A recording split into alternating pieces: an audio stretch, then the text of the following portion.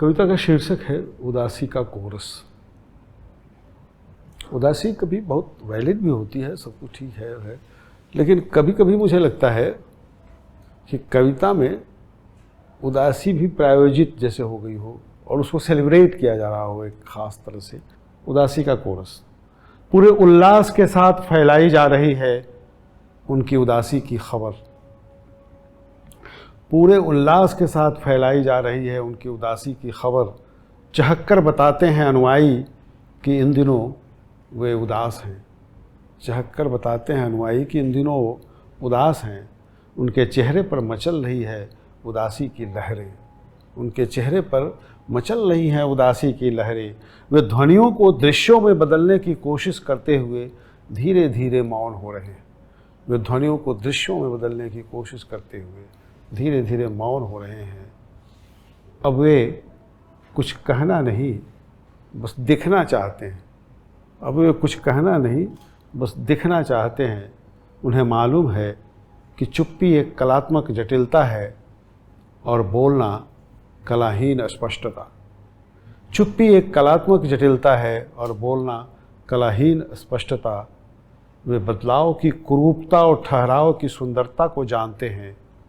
वे बदलाव की कुरूपता और ठहराव की सुंदरता को जानते हैं।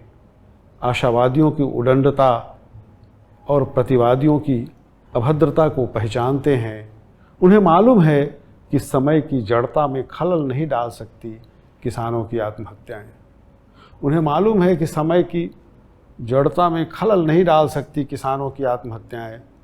इरोम शर्मिला कभी नहीं बन पाएंगी अन्ना हजारे, और अन्ना हजारे भी कब तक बने रहेंगे अन्ना हजारे। वे मानते हैं उम्मीदों की सारी चूलें हिल चुकी हैं। वे मानते हैं उम्मीदों की सारी चूलें हिल चुकी है, और जो जितना मानते हैं वही उतना जानते हैं। जो जितना मानते हैं वो वही उतना भर जानते हैं। उन्हें गर्व है अपनी उदासी पर। यही क्या कम है कि वे उदास हैं। यही क्या कम है कि वे उदास हैं। जबकि आज की आपाधापी में लोग बाग उदास होना तक भूल गए हैं। जबकि आज की आपाधापी में लोग बाग उदास होना तक भूल गए हैं। वैसे बहुत खूबसूरत है उनकी उदासी। वैसे बहुत खूबसूरत है उनकी उदासी। सफ़ेद गुलाब की पंखुड़ियों के कोरों पर झलकने की कोशिश कर रहे ललचाओ रंग सरीखी। सफ़ेद गुलाब की पंखुड़ियों के कोरों पर झलकने की कोशिश कर रहे ललचाओ रंग सरीखी। दलितों के आक्रोश, आदिवासियों के विक्षोभ, अल्पसंख्यकों के संशय और स्त्रियों की छटपटाहट के बरक्स वे रच रहे हैं उदासी का बभन विमर्श।